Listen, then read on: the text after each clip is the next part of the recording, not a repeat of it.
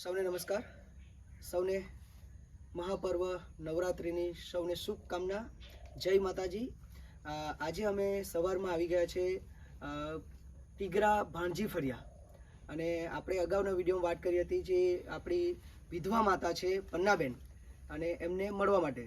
તો આપ સૌને હું જણાવું છું કે એ જે આપણી વિધવા માતા છે પન્નાબેન, એ કેવી તકલીફમાં પોતાનું જીવન જીવી રહ્યા છે. તો તમે અમારી સાથે જોડાયેલા રહો. આવો આપણે મળીએ પન્નાબેનને. આ છે આપણા વિધવા માતા પન્નાબેન, જે ખૂબ જ તકલીફમાં પોતાનું જીવન જીવી રહ્યા છે. તો આપણે એમને જ પૂછીએ કે એમને શું શું તકલીફ છે.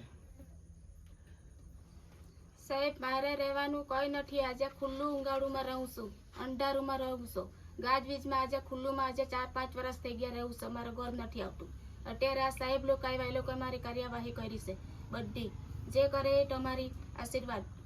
જે સાહેબ આ તમે ખુલ્લામાં ચોમાસામાં જ્યારે વરસાદ આવતો હોય, ગાજવીજ થતી હોય, તો કેવી રીતના રહો? કેવી રીતના અંધારુમાં રહેવાનું? શું કરે? પાણી બધું અંદર આવે છે. પાણીમાં રહેવાનું, કાડોકમાં રહેવાનું. હું કરું છું? આજે ખુલ્લુમાં રહું છું. લાઈટ પણ નથી? લાઈટ પણ નથી. અંધારુમાં આજે કેટલા વર્ષ સાલ મારે અંધારુમાં રહેવાનું, ખુલ્લુમાં રહેવાનું. કોઈ નથી મળ્યું મને. અને તમારે દીકરા જે છે તે? એક દીકરો માનસિક ગુમે છે, એક સસુરાલમાં ચાલી ગયો, કે મને જોવા નથી આવતો. આજે મારું કોઈ નથી કરતો. એ નાનો છોકરો, મોટો છોકરો માનસિકમાં નીકળી ગયો છે, એનું કોઈ મગજ નથી ચાલતું. એ તો આવે નહીં આવે. આજે મારે એકલી ખુલ્લુમાં રહેવું છે, તો કેવી રીતના રેમ ભાઈ? હું કરું? અંધારુમાં રહેવાનું. ખાવાનું ને એવું બધું કેવી રીતના? ખાવાનું તો હું કરું? રોજગારમાં કોઈ દિવસ કામ મળે તો જામ, ને તો કોઈ નહીં. હું કરું? કોઈ આજુબાજુ વાળો આપે તો બી ખાઈને સુઈ જામ અંધારુમાં. શું કરું? વિધવા સહાય તમને મળતી હશે? નહીં, કોઈ નથી મળતી. વિધવા સહાય બી મને નથી મળી. આજે 5 વર્ષ થાય. બરાબર. એટલે તમને તમારી ખૂબ જ તકલીફ છે? બહુ તકલીફ છે અમારે. તો સૌથી મોટી તકલીફ કઈ તમારી અત્યારે? અમારે સૌથી રહેવાની, ઘરની તકલીફ, મારે ખાવાની બી તકલીફ છે. સૌથી મોટી તકલીફ તમારે રહેવાની છે, બરાબર?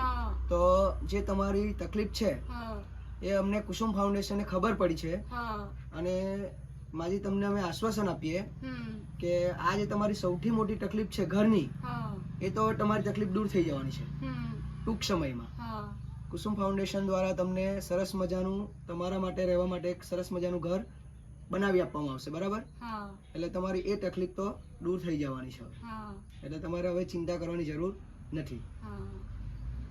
મિત્રો, આપણે તમે સાંભળ્યું છે, બરાબર, કે આ ચોમાસામાં એકલી વિધવા માતા કેવી રીતના રહી શકે.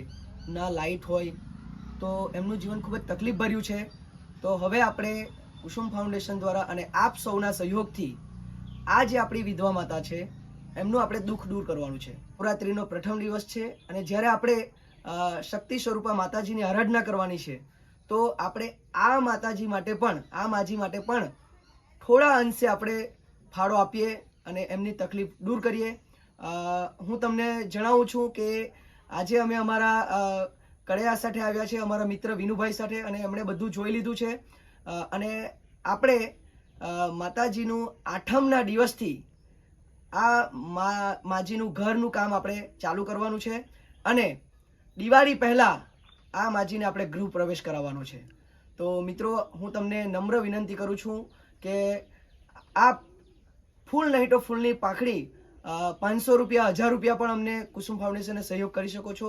અને આ નવરાત્રિમાં સાચા અર્થમાં આપણે આ માજીની તકલીફ દૂર કરીને ખરેખર માતાજીની આરાધના કરીએ, એવી હું આપને વિનંતી કરું છું. આભાર.